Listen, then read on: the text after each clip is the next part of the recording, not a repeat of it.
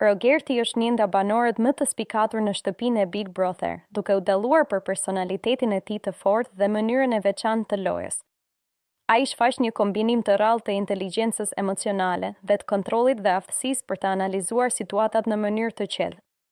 Këto karakteristika e bëjnë atë një lojtar strategjik, i cili nuk reagon menjëherë me emocione, por mendon disa hapa përpara se të marrë vendime. Një nga pikat më të forta të Rogertit është aftësia e tij për të komunikuar dhe për të krijuar marrëdhënie me banorët e tjerë. Ai di të dëgjojë dhe të kuptojë të tjerët, duke fituar kështu besimin e tyre. Në të njëjtën kohë, ai ruan një farë distance që i lejon të mos përfshihet plotësisht në konfliktet e panevojshme. Kjo e ndihmon të qëndrojë i balancuar dhe të mos krijojë armiqësi të forta, gjë që është shumë e rëndësishme në një lojë sociale si Big Brother. Gjithashtu, Rogerti dallohet për qëndrueshmërinë e tij psikologjike. Në një ambient të mbushur me tension, presion dhe dinamika të forta emocionale, ai arrin të ruajë qetësinë dhe të mos ndikohet lehtë nga provokimet.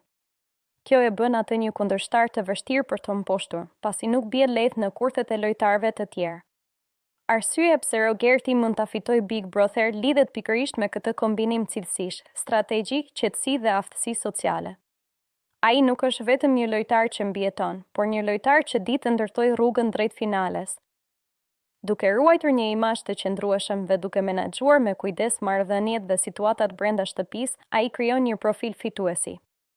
Në përfundim, Rogerti konsiderohet një nga lojtarët më të fortë në shtëpi, sepse ai nuk mbështetet vetëm te fati apo emocionet, por te zgjuarësia dhe vetkontrolli.